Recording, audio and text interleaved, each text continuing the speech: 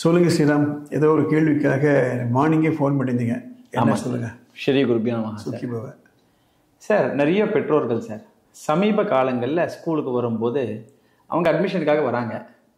வரும்போது டிசி வேணுமா வேண்டாமா, டிசி சப்மிட் பண்ணணுமா வேண்டாமா, சில ஸ்கூல்ஸ் என்ன சொல்கிறாங்க, டிசி இல்லாமல் சேர்த்துக்க முடியாது அப்படின்றாங்க. சில ஸ்கூல்ஸ் வந்து டிசி வேண்டாம் அப்படின்னு சொல்கிறாங்க. இதில் எது கரெக்டு எது ராங்குன்னு தெரிய மாட்டேங்குது சார். பெற்றோருக்கு ஒரு தெளிவு வேணும் சார். ஒரு பதிவு போட்டால் நல்லாயிருக்கும்.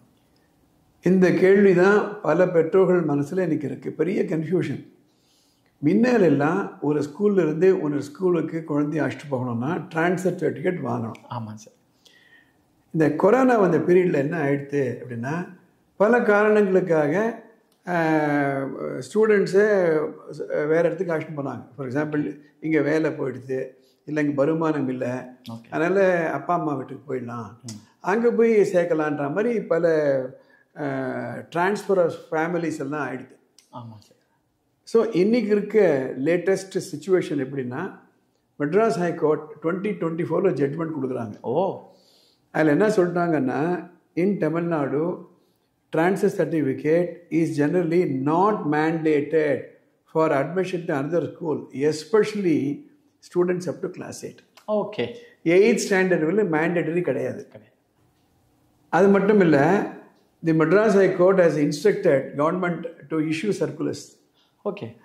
So as on date there is no TC required. இப்போது உங்கள் குழந்தை ஒரு ஸ்கூலில் படிக்கிறா, வேறு ஸ்கூலுக்கு ஆக்ஷன் போகிறீங்க அப்படின்னா அந்த ஸ்கூலில் டைரெக்டாக போய் அட்மிட் பண்ணலாம். So a school need not insist on a TC for the student, they can directly admit. Sir, இதில் ஒரு சந்தேகம் வருது சார். சரி, அப்போ டிசி வேண்டாம் அப்படின்னா ஒரு பேரண்ட் வராங்க, என் குழந்தை அட்மிட் பண்ணிக்கோன்னு சொல்கிறாங்க, அவங்ககிட்ட டிசியும் இல்லை. எதனுடைய அடிப்படையில், எந்த ஆதாரத்தினுடைய அடிப்படையில் அந்த குழந்தையை சேர்த்துக்கிறது? ஓகே. ஸோ இந்த கேள்வி வரும். 5th ஸ்டாண்டர்ட் அட்மிட் பண்ணுறான்னு வருவாங்க, அவன் 4ஆம் கிளாஸ் படிச்சிருக்கான்னு தெரியாது. ஸோ 7th அட்மிட் பண்ணே வருவாங்க, அவன் 6th படிச்சிருக்கான்னு தெரியாது. ஆமாங்க சார். இதனால தான் எம்இஎஸ் நம்பர்னு ஒன்று இருக்குது. ஆமாங்க சார்.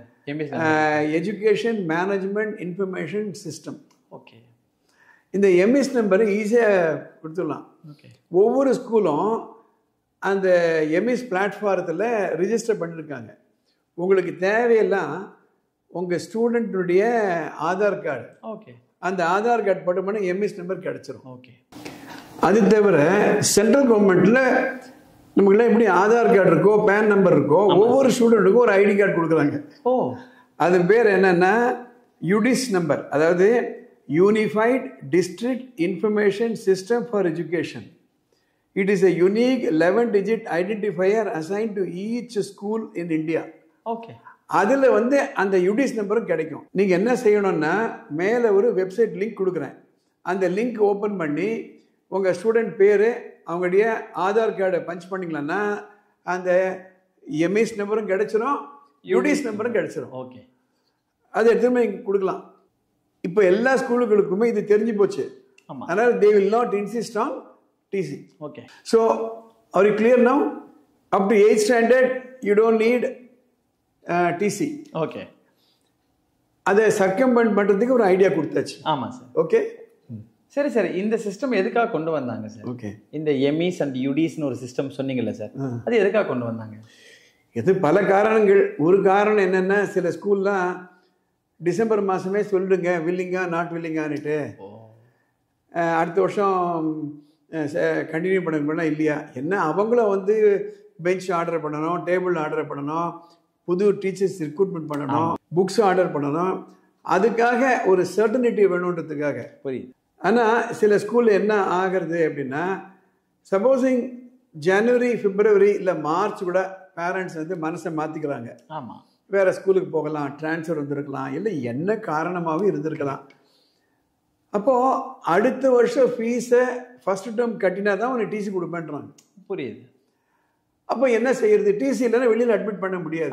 இது actually the whole issue goes back to corona period. So அது ஒரு காரணம். அடுத்த வருஷம் ஃபீஸ் கட்டினா தான் உனக்கு டிசி கொடுப்பேன், இல்லை 5000 ரூபாய் கட்டினா தான் நான் டிசி கொடுப்பேன். There is no need. நியாயமாக பார்த்திங்களன்னா ஃப்ரீடம் ஆஃப் மூமெண்ட் எங்கே வேணால் போகலாம் இந்தியாவில். கரெக்ட். எந்த நேரத்தில் எந்த காரணத்தினால வேற ஊருக்கு போகணும் அந்த நிர்பந்தம் வரும்னு யாருக்குமே தெரியாது. அதனால் ஒரு ஸ்கூலில் மையமாக வச்சு அதில் இதெல்லாம் கொடுத்தாதான் இதெல்லாம் செஞ்சாதான் டிசி கொடுப்பேன்ற நிலைமை கரெக்டான நிலைமை கிடையாது. கரெக்ட். அதுதான் ரைட் டு எஜுகேஷன் ஆக்டில் என்ன சொல்லுது, right to education act also prohibits denying admission based on inability to produce TC. இந்த கல்வி உரிமை சட்டம்னு ஒன்று இருக்கு, ரைட் டு எஜுகேஷன். ஆமாம். அந்த ஆர்டிஇ ஆக்ட்ல என்ன சொல்றதுன்னா, ஒரு ஸ்கூலு நீ டிசி கொடுக்கல அதனால நான் அட்மிட் பண்ண மாட்டேன்னு சொல்ல முடியாது, சொல்லக்கூடாது. So correct situation is without TC you can admit. Every school knows about it. So my advice to the parents is you be very very clear, there is no need for TC to take your child to some other school. அது மட்டும் இல்லை, இந்த Madras high court ஜட்மெண்ட்ல முக்கியமாக அந்த டிசியில் அனாவசியமாக நீ ஒன்றும் எழுதக்கூடாதுன்னா, அதில் டிசி வாங்கும்போது இதில் ஃபீஸ் பாக்கி வச்சுருக்காரு, இவர் இது உடச்சிட்டாரு, நோ, அனாவசியம் என்ட்ரிஸே கூடாது. அதில் என்னென்ன காலம் இருக்கும் அதுக்கு மாத்திரம் பதில் சொல்லிட்டாங்க. புரியுதுங்க. நான் இந்த பதில்லாம் எதுக்காக உங்களுக்கு நான் போடுறேன்னா, இது போன்று பல குழப்பங்கள் பல சந்தேகங்கள்லாம் ஸ்டூடெண்ட்ஸ் மத்தியிலையோ இல்லை பேரண்ட் மத்தியிலோ இருக்கலாம். கரெக்ட். அதுக்காக இந்த சேனல் நம்ம போடுறோம். மேலே ஒரு நம்பர் போகுது, உங்களுக்கு இது மாதிரி சந்தேகங்கள் இருந்ததுன்னா அந்த வாட்ஸ்அப் நம்பருக்கு ஒரு வாட்ஸ்அப் மெசேஜ் அனுப்புங்க, ஃபோன் பண்ண வேண்டாம். அதை பார்த்துட்டு நாங்கள் அடுத்த எபிசோடில் இங்கே பார்க்கலாம். இந்த தகவல் உங்களை போல மற்ற பெற்றோர்களுக்கு பயனுள்ளதாக இருக்குன்னு நினச்சிக்கலான்னா ஷேர் பண்ணுங்கள், லைக் பண்ணுங்கள். அடுத்த எபிசோடில் நம்ம பார்க்கலாம்.